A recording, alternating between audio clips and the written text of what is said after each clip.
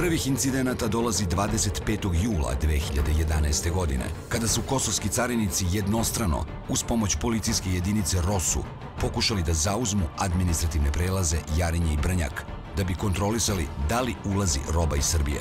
Na to su Srbi odgovorili postavljanjem barikada i blokadom svih magistralnih i drugih puteva. Još jedna kriza na severu Kosova bila je povod da se na administrativnim prelazima nađu predstavnici desničarskih organizacija, kao i huligani. Poruke Srba će biti veoma jasne i bojim se da mogu da budu bolne. Srbi moramo preko balvana. Ne možemo prihvatiti jednostrane odluke, ne možemo prihvatiti da se menja situacija na samom terenu. To je Oluja, a to je oružani napad na Srbe sa severa. Posle prošlogodišnjih incidenata na Jarinju, glavnokomandujući KFOR-a Erhard Drebs izjavio je da ima snimke na kojima se vidi da je Veselinović glavni organizator nasilja na barikadama. Ti snimci do danas nisu prikazani javnosti.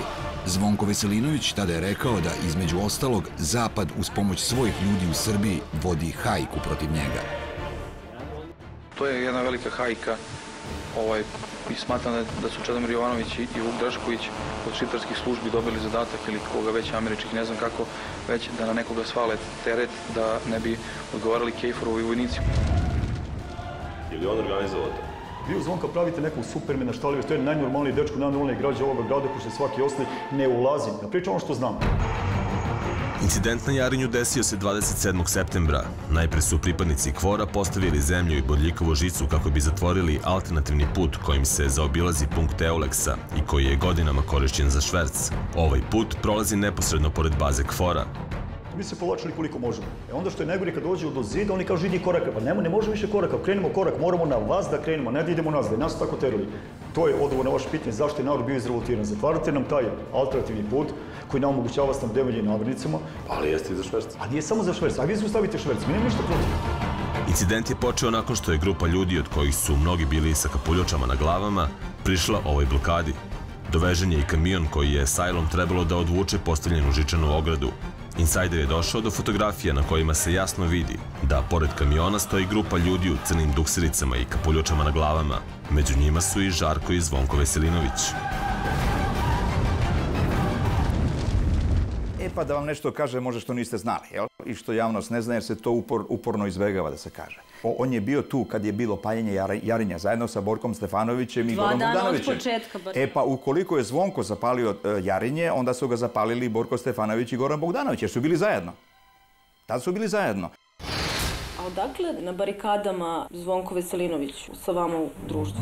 Sa kim u društvu? Pa on, mislim, govorio je da je u vreme incidenata bio na barikadama sa vama i ministrom Bogdanovićem. Jeste, ja nikog nisam video, niti poznajem tog čoveka, niti bi znao da ga prepoznam. Ako me pitate da li smo mi kao imali neku saradnju, poznanstvo, komunikaciju, odgovor je ne. I to odgovorno tvrdim, ne samo za mene, već i za ministra Bogdanovića. Dok se dešavaju incidenti, predstavnici vlasti u Srbiji govore da Zvonko Veselinović nema veze sa barikadama. Da, Zvonko Veselinović rukovodi otporom Srba. To je apsolutna laž, neistina, glupost i štetna izjava. Kogod da je dao. Ne mogu dozvoliti da one žene koje sede na barikadama, oni ljudi dole koji sede, mislim, oni mi uopšte ne liče na ljude koji mogu da potpanu pod utjecajem i nek kriminalac komanduje. Mislim, ja to možda govorim i emotivno i mislim da me potpuno razumem, jer bio sam s tim ljudima. Moja porodica su isto na barikadama. I onda je državna tajna ono što se dešava pred... Ja se slažem, to ne može da bude državna tajna. Ispostavlja se, međutim, da to jeste državna tajna. Dokazi za takav zaključak su sledeći događaji. Barikade su postavljene u julu, samo 2 meseca kasnije u septembru, kada su pripadnici KFOR-a zatvorili jedan od ilegalnih puteva koji vode iz Srbije na Kosovo, dolazi do novih incidenata. Povređeno je 7 Srba i 4 vojnika KFOR-a. Izveštaj o tome u Srbiji glase: najmanje 7 Srba ranjeno je iz vatrenog oružja na prelazu Jarinje. Pogođeni su i mnogi dok su izvlačili povređene, koji su ranjeni dok su stajali pored barikada. Pripadnici KFOR-a pucali su iz automatskog oružja na goloruki narod. KFOR je tada saopštio da to nije tačno, već da su koristili šok bombe i gumene metke, ali da je na pripadnike KFOR-a pucano iz vatrenog oružja manjeg kalibra. Na dan kada dolazi do pucnjave bili su zakazani pregovori Beograda i Prištine u Briselu o administrativnim prelazima. Povodom incidenta nekoliko dana kasnije održana je sednica Skupštinskog odbora za bezbednost. Članovima odbora je saopštena informacija srpskih obaveštenih službi o tome ko stoji iza incidenta na Jarinju. Sednica je međutim bila zatvorena za javnost, a svi prisutni su se, kao i na svakoj zatvorenoj sednici odbora za bezbednost, obavezali da neće govoriti javno o informacijama koje su im saopštene. Međutim, predsjednik SPO-a Vuk Drašković izlazi u javnost i saopštava podatke koje je saznao sa zatvorene sednice. Ja ne mogu da razumem da se na odboru za bezbednost saopšti puna istina o tome što se toga dana događalo, a onda da se zauzme stav da se sa istinom ne sme upoznati narod, nego neka živi laž. Prokopan je neposredno blizu carinskog prelaza, alternativni prelaz, i to tako. Da ta zemlja malte ne zatrpa i potpuno izoluje bazu KFOR-a. Nije bilo reagovanja. Izašli su, razvukli žicu i zatvorili taj prelaz. Ubrzo pojavljuje se, prema informaciji naših službi bezbednosti, njih citiram, grupa organizovanih ljudi, dakle ne još narod. Narod će za njima doći, pošto su zbunili narod da dođe, a narod očigledno nisu rekli o čemu se radi, sa kamionom. I sa kamionom udaraju u tu žicu, nose makaze da raseku žicu i nasrću na vojnike KFOR-a. Dolazi do fizičkog kontakta, guranja, i u tom guranju jednom vojniku američkom biva oteta puška koja do odbora za bezbednost nije bila ni pronađena.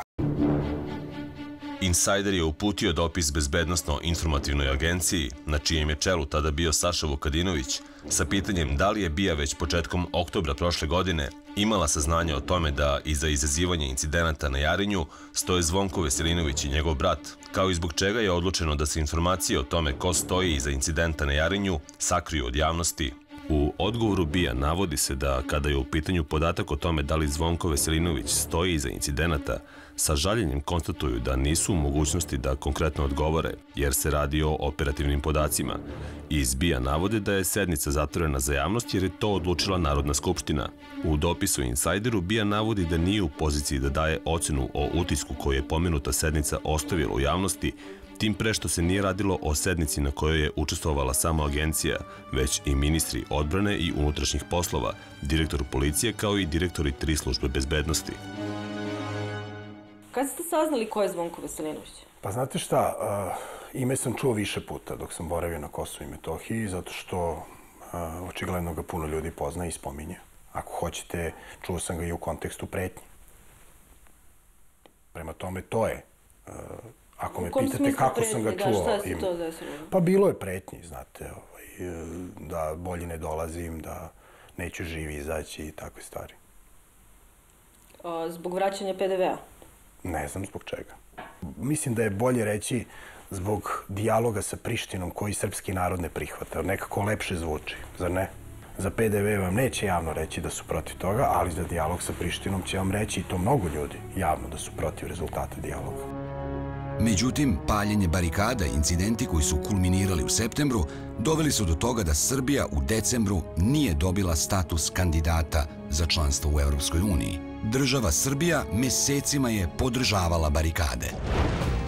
U novembru tadašnji predsjednik države, Boris Tadić, pravi zaokret, očigledno pod pritiskom, jer Srbija treba da dobije status kandidata u decembru i poziva lokalne Srbe da uklone barikade. A političke predstavnike Srba na severu Kosova, koji imaju svoj legitimitet jer su izabrani na izborima, pozivam da učine sve da uklone barikade, jer one ugrožavaju iznad svega živote građana, a ne obezbeđuju da se odbrani niti jedan jedini nacionalni interes.